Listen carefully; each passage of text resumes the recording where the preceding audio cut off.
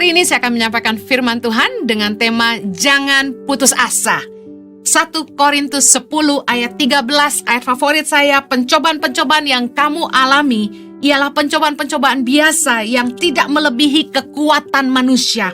Sebab Allah setia, dan karena itu Ia tidak akan membiarkan kamu dicobai melampaui kekuatanmu. Pada waktu kamu dicobai, Ia akan memberikan kepadamu jalan keluar sehingga kamu dapat menanggungnya. Saya percaya di dalam kehidupan kita semua pasti ada badai, ada ujian, ada pencobaan, ada masalah, ada tekanan, ada penderitaan hidup yang kita harus lewati. Saya dari kecil melewati banyak proses hidup yang keras, yang saya sangat syukuri hari ini. Saya berdoa agar setiap Anda, apapun masalah, tekanan, penderitaan hidup yang Anda sedang jalani hari ini, saya berdoa Anda tidak putus asa dan tetap kuat di dalam Tuhan. Jangan menyerah, amin. Jangan putus asa di tengah masalah. Saya berdoa agar setiap Anda sungguh-sungguh mengalami Tuhan di tengah-tengah masalah dan melihat janjinya setia, melihat firman-Nya digenapi, dan melihat tangan Tuhan menyertai. Amin. Firman Tuhan katakan gini, pencobaan-pencobaan yang kamu alami adalah pencobaan-pencobaan biasa yang tidak melebihi kekuatan manusia. Sebab Allah setia. Percayakah Anda bahwa Allah itu setia? Saya sangat yakin Tuhan itu setia. Kesetiaan Tuhan begini, Ia tidak akan membiarkan kita dicobai melampaui kekuatan kita. Sebenarnya ketika kita menghadapi ujian hidup, masalah, tekanan, penderitaan, sebenarnya kita punya kekuatan untuk menghadapinya. Justru di dalam kehendak Tuhan, apabila kita harus menghadapi ujian hidup, ada kasih karunia yang Tuhan sediakan bagi kita, sehingga kita mampu untuk melewatinya. Kita nggak akan pernah tahu kekuatan yang Tuhan tanam dalam hidup kita, kalau kita nggak pernah menghadapi ujian, dan kita nggak akan punya pengalaman melihat kesetiaan Tuhan, penyediaan Tuhan yang ajaib, mujizatnya yang sangat nyata dan firman-Nya digenapi. Kalau kita nggak pernah menghadapi yang namanya penderitaan hidup, tekanan, masalah, ujian. Saya pernah lihat komen di salah satu Instagram orang lain yang mengupload khotbah saya. Dia bilang gini, orang ini ngomong dia pasti sendiri nggak pernah susah. Oh, berarti dia nggak tahu aja. Justru kalau Anda yang pernah mengikuti khotbah-khotbah di saya di YouTube, saya tuh cerita banyak tentang bagaimana Tuhan memproses hidup saya sejak saya masih sangat-sangat muda. Bagaimana saya ditinggalkan orang tua di usia yang masih sangat kecil. Bagaimana saya berjuang untuk pendidikan saya harus bekerja di sana-sini dan sempat kerja di rumah orang, bahkan diperlakukan seperti pembantu. Dan saya berjuang bagaimana saya bisa bayar uang sekolah dengan berjualan kue di depan gereja, jual makanan, dan malamnya saya kerja delivery di restoran. Saya sempat cuci piring, masak, jadi kasir, semua saya udah lakukan. Bersihin WC saya udah lakukan. Dan tahukah Anda bahwa penderitaan hidup saya di masa lalu itu yang jadi kekuatan buat saya, jadi pengalaman iman dengan Tuhan yang luar biasa yang hari ini saya bisa cerita buat Anda, yang jadi kekuatan buat banyak orang. Saya percaya ketika kita di tengah-tengah masalah, pegang ayat firman Tuhan ini, bahwa Allah setia. Dia tidak akan membiarkan kita dicobai melampaui kekuatan kita. Dan yang luar biasa ini, ketika kita dicobai, kita yakini satu hal, bahwa Tuhan akan memberikan kepada kita jalan keluar. Katakan amin. Yakini bahwa kita itu pasti dapat menanggungnya. Karena Tuhan itu setia. Dia tidak akan biarkan kita dicobai melampaui kekuatan, dan Tuhan pasti kasih jalan keluar. Katakan amin. Penderitaan hidup yang gak ada habis-habisnya, kesusahan, badai, tekanan, masalah yang kita hadapi, kadang-kadang tuh ketika kita ada di dalamnya, tuh rasanya kayak kok gak kunjung selesai ya. Kapan sih gue kelar miskin gitu kan? Kapan sih masalah ini selesai? Kapan sih proses sama suami ini selesai? Kapan proses sama istri selesai? Kapan sih hutang ini bisa lunas? Pasti ada Anda yang teriak begitu sama Tuhan. Kapan gue bisa punya rumah sendiri Tuhan gitu kan? Tuhan, kapan orang tua saya ini bisa ngerti panggilan hidup saya gitu? Pasti Anda berjuang dengan masalahmu masing-masing. Kapan bisa dapat pekerjaan yang lebih baik? Kapan bos gue ini promosi gue? Pasti banyak yang punya pergumulan yang rasanya kayak kok gak kunjung selesai ya. Jangan menyerah. Percayalah Tuhan setia. Kalau Anda punya pasangan yang keras, kasar, jahat, tidak setia, Anda pasti bergumul dan berdoa buat pasanganmu dan Anda cuma bisa teriak sama Tuhan, ini kapan orang ini berubah? Tuhan, saya harus gimana? Harus saya cerai nggak boleh? Bertahan susah. Saya harus gimana? Jangan menyerah. Yakinlah Tuhan setia. Ada seorang ibu yang kesaksian sama saya. Dia diproses sama suaminya. Aduh ampun luar biasa. Dan dia cuma bisa doain suaminya. Gak lama sih dia katanya. Berapa lama Bu saya tanya? 20 tahun saja. Lama gak saudara 20 tahun? Lama banget. Tapi bayangkan kalau ibu ini nyerah di tahun ke-19. Ya udah deh gue tinggalin aja deh. Hari ini mereka sangat bahagia, mereka sangat diberkati, anak-anaknya tumbuh besar melayani Tuhan, sungguh-sungguh ikut Tuhan. Karena melihat kesaksian hidup mamanya yang luar biasa, iman mamanya yang keren. Dan suaminya hari ini sungguh-sungguh cinta sama istrinya, sayang anak-anaknya. Hidupnya berubah, dia mengasihi Tuhan dengan sungguh-sungguh. Dan saya dengan mata kepala sendiri lihat keluarga ini dipulihkan Tuhan. Hati saya sangat bersuka cita, apalagi Bapa di sorga. Jangan pernah menyerah.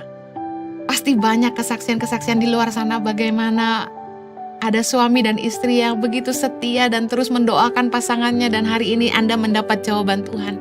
Dan bagi Anda yang masih terus bergumul, jangan menyerah. Tuhan setia. Amin. Katakan sama-sama saya, badai pasti berlalu. Ketika Anda sedang tertekan dan hampir putus asa, katakan gini, badai pasti berlalu. Jangan pernah menyerah. Waktu saya dulu diproses di masa yang sangat muda, ketika saya nggak bisa minta pertolongan dari siapapun, bayangkan orang tua nggak ada, keluarga nggak dekat, sepupu nggak dekat, saya nggak bisa minta pertolongan siapapun. Saya sering kali nangis sambil tidur dan saya bilang gini, this too shall pass.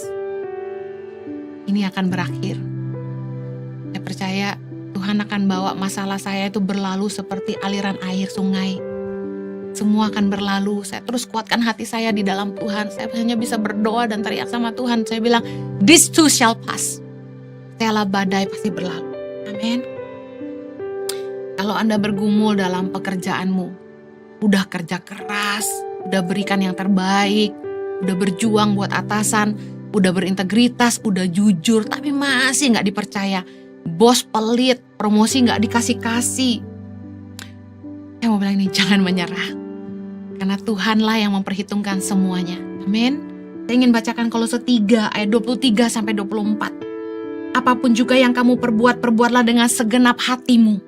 Seperti untuk Tuhan dan bukan untuk manusia. Ayat 24, kamu tahu bahwa dari Tuhanlah kamu akan menerima bagian yang ditentukan bagimu sebagai upah. Katakan amin. Kristus adalah Tuhan dan kamu hambanya. Kalau kita kerja di sebuah tempat, siapa sih yang gak mau dipromosi Tuhan ada di atas, gaji besar. Tapi setialah dengan posisi dimanapun Anda berada saat ini. Mulailah dari bawah. Yang ingin berkuasa harus berani mulai dari bawah. Belajarlah untuk mengerti semua yang Anda harus pelajari. Dan jadilah maksimal di situ. Be excellent, lakukan yang terbaik. Saya percaya gini, promosi itu datang dari Tuhan. Tuhanlah yang menentukan bagi kita apa yang menjadi upah kita, kata firman Tuhan. Jadi kerjalah segenap hati, seperti untuk Tuhan dan bukan untuk manusia. Sungguh-sungguhlah, karena yang menilai kerja keras kita adalah Tuhan. Promosi itu datangnya dari Tuhan. Orang yang cakap yang akan berdiri di hadapan raja-raja. Berintegritaslah, kerja keraslah, jangan hitungan waktu, kasih yang terbaik, be creative. Mari pikirkan kontribusi apa yang engkau bisa berikan buat perusahaanmu. Orang-orang yang mau dipromosi lebih, itu harus memberikan nilai tambah buat perusahaannya. Dia bukan ada di situ hanya sekedar makan gaji aja, tapi dia ada di situ untuk memberi nilai tambah. Memperbaiki apa yang salah, memperbaiki apa yang kurang, menambahkan nilai. Adding value to the company. Saya percaya orang-orang demikianlah yang dibutuhkan, mereka yang akan berani dibayar lebih. Kalau kamu setia, kamu bisa dipercaya, tapi kamu belum dilirik oleh atasanmu, tetap tetap setia. Percayalah, upah itu datang dari Tuhan. Kalau bosmu seperti dibutakan, itu Firaun itu dikeraskan hatinya sama Tuhan loh. Untuk tidak mengizinkan Musa membawa bangsa Israel pergi. Yang mengeraskan hatinya itu Tuhan. Jadi kalau misalnya promosi itu belum datang, berarti itu ujian. Bertahanlah, buktikan. Orang yang akan dipercaya lebih adalah orang yang setia. Orang yang bisa dipercaya dan orang yang betul-betul memikirkan yang terbaik buat perusahaannya. Kehadirannya menambah nilai. Dia bukan ada di situ hanya sekedar untuk memenuhi kewajiban. Bukan ada di situ hanya untuk sekedar digaji. Tapi orang-orang yang memberi nilai lebih. Percayalah kepada waktu Tuhan. Tetap lakukan yang terbaik. Be excellent. Setialah dalam perkara kecil. Harus terus bisa dipercaya. Orang yang menabur itu pasti menuai, katakan amin. Orang yang cakap pasti berdiri di hadapan raja-raja. 2 Tawari 15 ayat 7 ini ayat buat Anda. Tetapi kamu ini kuatkanlah hatimu, jangan lemah semangatmu, karena ada upah bagi usahamu, katakan amin. Akan ada upah yang menanti kita. Kerja keraslah. Kalau atasanmu tetap menutup mata, saya percaya Tuhan bisa memberkati dan mempromosikan engkau di tempat lain. Amin. Tetap setia. Mazmur 126 ayat 5 bilang gini, orang-orang yang menabur dengan mencucurkan air mata akan menuai dengan sorak-sorai. Ayat 6, orang yang berjalan maju dengan menangis sambil menabur benih, pasti pulang dengan sorak-sorai sambil membawa berkas-berkasnya. Ayo, kalau manusia tidak bisa menghargai kita, itu tidak menentukan nilai kita. Kita sendiri yang harus terus mempertahankan nilai kita. Berusahalah, keep being excellent. Meskipun kamu tidak dihargai orang, tetap lakukan yang terbaik. Be excellent. Saya percaya orang yang di atas rata-rata, orang yang bersinar itu tidak bisa disembunyikan. Pasti kelihatan. Dan saya ingin encourage Anda di tengah-tengah masalah ini. Fokuslah kepada janji Tuhan. Peganglah firman Tuhan. Ingat teladan Tuhan Yesus. Bagaimana Tuhan dalam perjuangan, Tuhan Yesus dalam perjuangannya. Dia terus memandang kepada Tuhan. Saya berdoa agar setiap kita mengikuti teladan Yesus. Ibrani 12 ayat yang kedua. Marilah kita melakukannya dengan mata yang tertuju kepada Yesus yang memimpin kita dalam iman dan yang membawa iman kita kepada kesempurnaan, yang dengan mengabaikan kehinaan tekun memikul salib ganti sukacita yang disediakan bagi Dia yang sekarang duduk di sebelah kanan tahta Allah. Emang penderitaan Yesus luar biasa, waktu pikul salib, waktu disiksa, dilucuti pakaiannya, dipecut sampai berdarah, dipaku. Penderitaan yang luar biasa, dia diludahi, dia ditombak lambungnya. Semuanya menyakitkan. Tetapi lihatlah kemuliaan yang Tuhan sediakan bagi Yesus hari ini. Saya berdoa agar setiap kita jangan putus asa di tengah-tengah masalah. Mari terus pandang Tuhan dan pegang firman-Nya hari ini. Saya bacakan ayat-ayat yang semoga saya berdoa ini jadi pegangan Anda. Cetak ayat-ayat ini, tempelkan di depan mejamu, di tempat tidurmu, supaya engkau selalu dikuatkan. Ya, 1 Korintus 10:13 terutama. Percayalah bahwa Tuhan akan menyertai engkau. Pegang janji firman Tuhan. Amin. Yang kedua, saya ingin kasih semangat. Jangan putus asa karena jatuh bangun dalam dosa.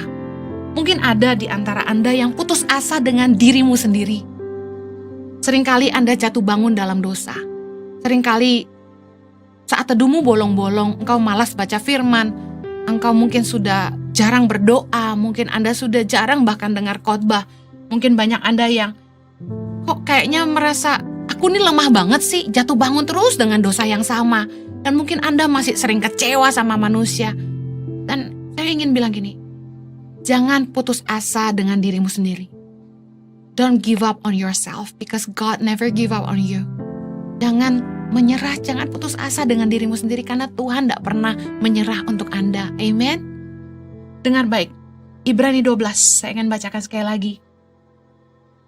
Ayat ketiga, ingatlah selalu akan Dia yang tekun menanggung bantahan yang sehebat itu terhadap dirinya dari pihak orang-orang berdosa, supaya kamu jangan menjadi lemah dan putus asa.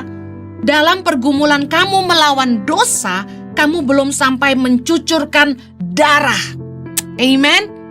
Kita ini jatuh bangun dalam dosa tuh belum sampai disiksa sampai berdarah. Gak ada apa-apanya dibandingkan penderitaan Yesus gitu. Kalau Yesus tidak menyerah, Anda tidak boleh bernyerah. Yang Anda harus lakukan adalah ini. Saya ingin bacakan ayat yang kelima. Dan sudah lupakah kamu akan nasihat yang berbicara kepada kamu seperti kepada anak-anak? Hai anakku, janganlah anggap enteng didikan Tuhan. Dan janganlah putus asa apabila engkau diperingatkannya. Ayat ke-6. Karena Tuhan menghajar orang yang dikasihinya dan ia menyesah orang yang diakuinya sebagai anak. Kalau Tuhan tuh masih mau didik kita, berarti kita tuh anak. Kalau Tuhan tuh masih mau mengingatkan kita, masih mau menegur kita lewat apapun caranya, berarti Tuhan tuh masih peduli, masih sayang sama kita. Dan Tuhan tidak menyerah untuk kita. Tuhan tidak mau menyerah untuk kita. Saya waktu masih muda, jatuh bangun juga dalam dosa. Saya ngerti perasaan Anda. Kok udah tahu kebenaran masih hidup dalam dosa ya? Saya tahu. Butuh iman kita bertumbuh sehingga kita ngerti bagaimana kita bisa menang atas dosa, bagaimana kita menjauhi dosa. Firman Tuhan berkata, mendekatlah kepada Allah, maka Ia akan mendekat kepadamu. Jangan justru ketika kita jatuh dalam dosa, kita malah menjauh karena malu. Kita datang sama Tuhan dan minta ampun. Kasih Tuhan bagi kita itu sanggup membuat dosa kita yang merah itu menjadi putih kembali. Dengar baik, Tuhan itu sanggup pulihkan hidup kita. Tuhan sanggup untuk memperbaharui hidup kita. Jangan menyerah, jangan meninggalkan Tuhan. Justru ketika kita jatuh dalam dosa, iblis maunya kita meninggalkan Tuhan. Jangan.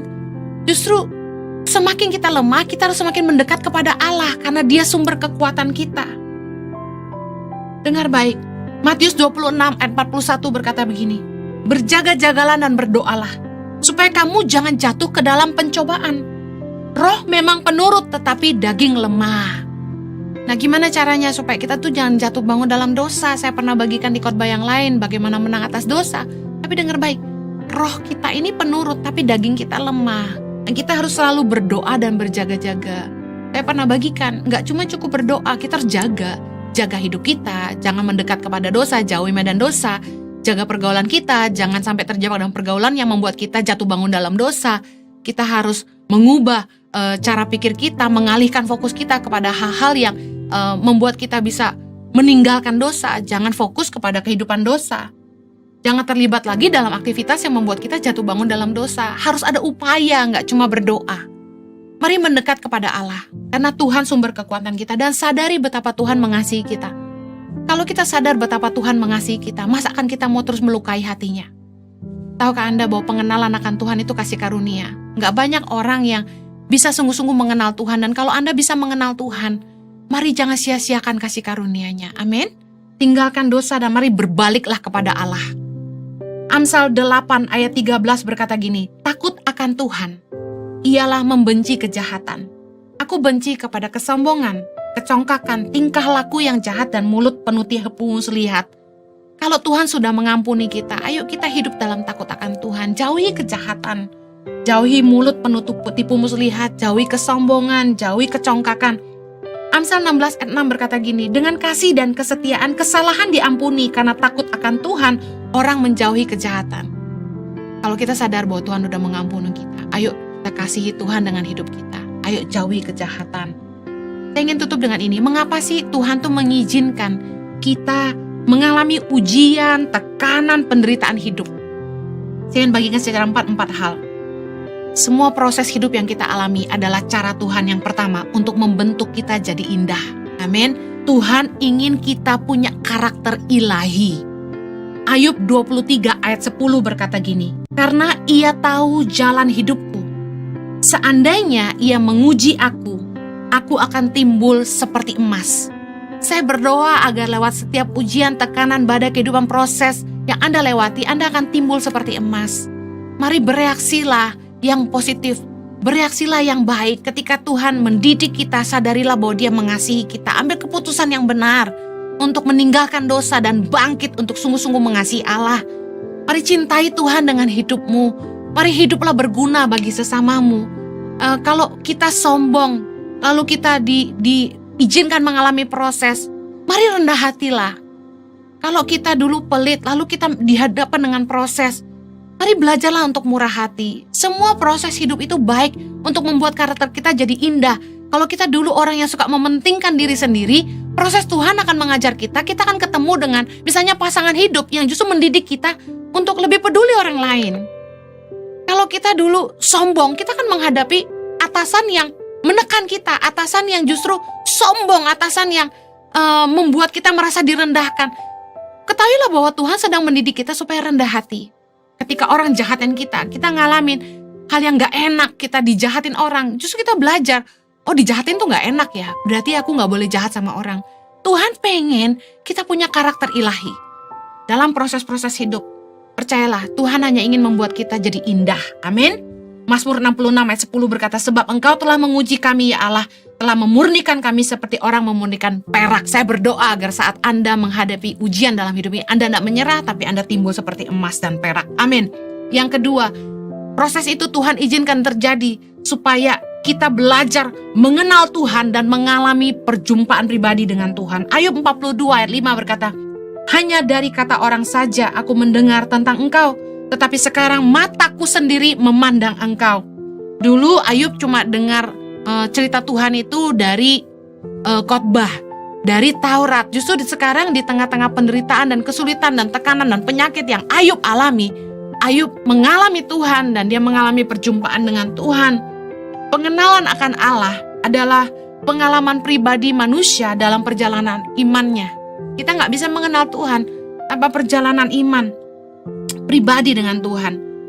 Ketika kita mengalami pimpinan Sang Ilahi dalam suara hati kita, ketika kita mengalami penyediaan Tuhan yang tepat waktu, ketika kita mengalami kesembuhan secara ajaib, ketika kita mengalami pertolongan Tuhan di saat terjepit, disitulah kita akan mengalami perjumpaan pribadi dengan Tuhan. Kita akan ngalamin Tuhan, kita jadi kenal Tuhan. Tuhan itu seperti apa? Dan kemudian kumpulan-kumpulan dari pengalaman-pengalaman kita dengan Tuhan yang membuat kita tuh belajar mengenal Tuhan seperti apa. Kita hanya akan jadi Kristen agamawi kalau kita cuma mengenal Tuhan lewat baca Alkitab, lewat dengar khotbah aja. Kalau kita cuma menjalani ibadah, berdoa dan ke gereja, tapi kita nggak mengalami pengalaman pribadi dengan Tuhan dan melihat firman-Nya terbukti, saya percaya kita akan jadi Kristen agamawi. Oleh karena itulah Tuhan mengizinkan proses dalam hidup kita supaya kita belajar mengenal Tuhan dan punya pengalaman pribadi dengan Dia. Justru di tengah-tengah kesulitan dan penderitaanlah kita mengalami pertolongan Tuhan, dan itu yang luar biasa mendewasakan iman kita. Daud pernah mengalami pertolongan Tuhan, dan ketika jiwanya menjadi lemah dan gundah gulana, Daud berkata dalam Mazmur 103 ayat yang kedua, pujilah Tuhan hai jiwaku, dan janganlah lupakan segala kebaikan-Nya. Daud pernah mengalami kebaikan sehingga waktu dia lemah dan putus asa, dia mengingatkan jiwanya akan kebaikan Tuhan. Dan perjalanan iman kita dengan Tuhan inilah yang membuat iman kita jadi teguh. Sehingga ketika kita mengalami masalah dan penderitaan dan tekanan dan apapun, tantangan ke depan, kita sanggup berkata gini, kalau Tuhan pernah tolong saya, Tuhan sanggup tolong saya lagi. Amen. Yang ketiga, proses diizinkan Tuhan untuk memurnikan iman kita. Roma 5 ayat 3-5.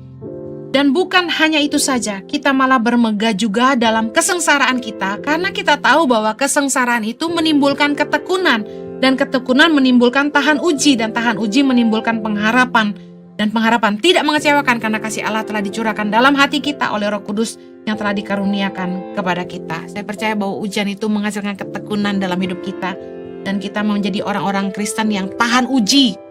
Orang-orang yang tidak cengeng, orang-orang yang bertahan menghadapi segala tantangan, dan orang-orang Kristen yang hidup dalam pengharapan kepada Tuhan.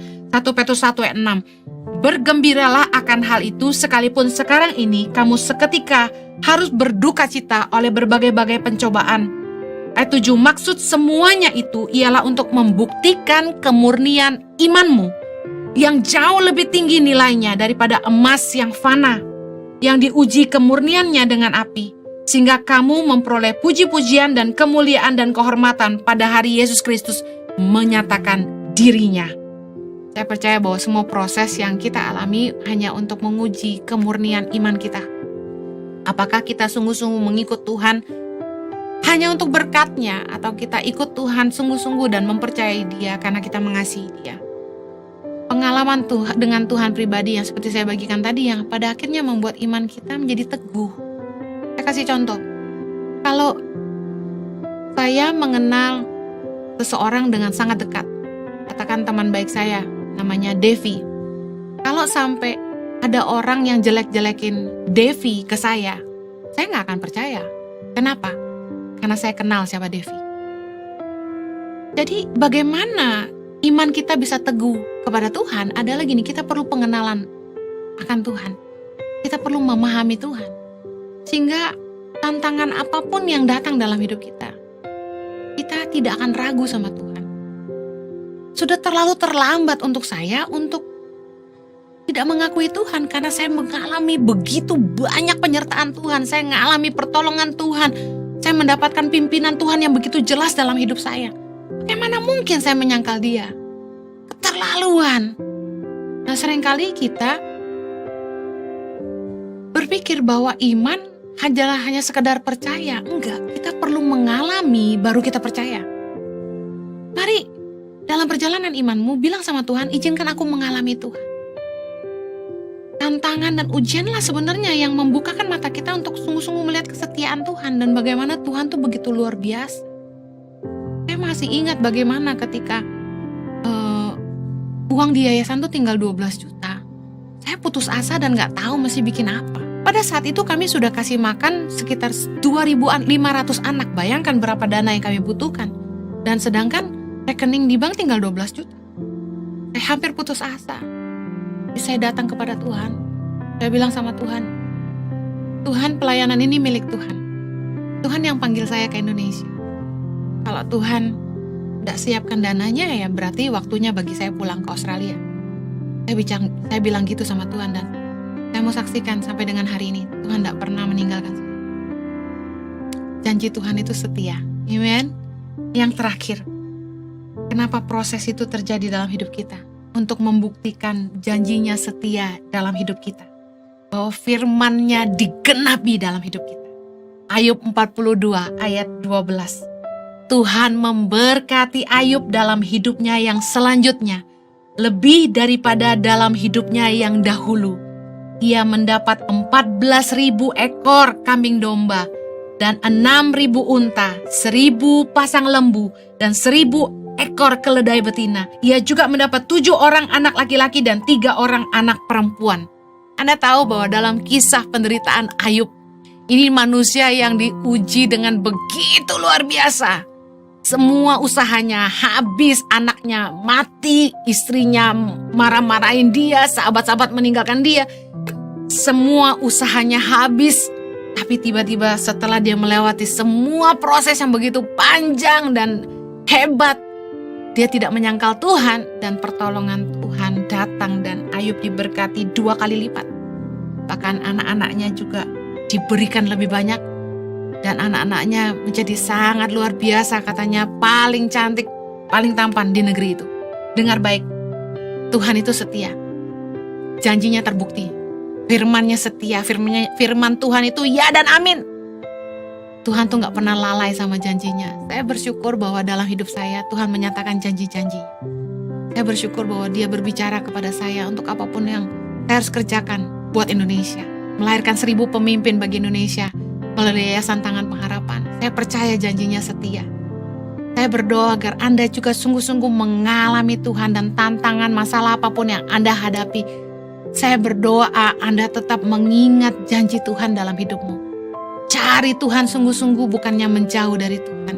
Percayalah, janjinya itu kekuatan dalam hidup kita.